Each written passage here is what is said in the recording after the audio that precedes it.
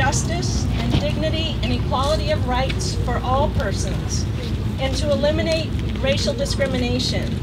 We're also working to break down stereotypes, to build positive relationships with our law enforcement officers and with our own wider community.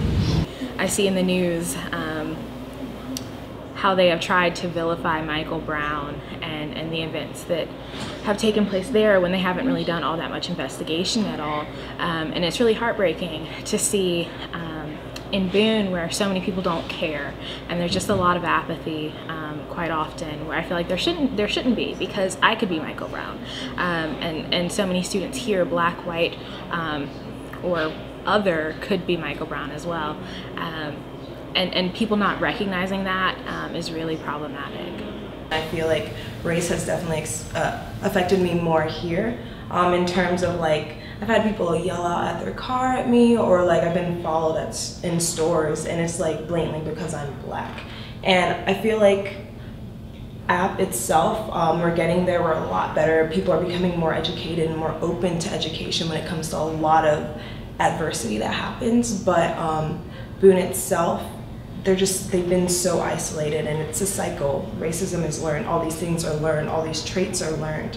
And I feel like when you are kind of on a mountaintop, like isolated from the world and from what happens in cities, then you are kind of like blindsided and ignorant. And so when you encounter these things that you hear about, you don't know how to react, and so your first instinct is to just react negatively, that goes back to just education and wanting to learn more. And I feel like ASU is trying to do that, but Boone surrounding, I don't think they care as much. They don't see it as important. May all of us hold ourselves and each other accountable for just and peaceable actions. May we resist the urge to vilify others. May we overcome the temptation to assume easy answers to multifaceted and complex situations, always recognizing there is not one side or two sides, but many sides and a plethora of contributing factors. The part that I think a lot of white people don't recognize, particularly on a daily basis, is that there is still a systemic disadvantage to people of color. Our systems in this country were all established during the time of slavery, and while there have been some changes through the years, there remain sort of an imbalance in the impacts and the privileges and disadvantages facing people based on race. Standing here on this corner, we hear people riding by yelling things in peaceful protests. Those people aren't ignorant. They know exactly how they feel towards a thing. We just have not engaged them with conversation. So I'm encouraging you not only to continue to do what you're doing by speaking up and speaking out, I'm encouraging you to engage in conversations with people that are not like yourself. This younger generation, I think, is doing a better job at kind of recognizing other systemic oppressions and stuff, and so maybe to kind of almost model for the older folks a more open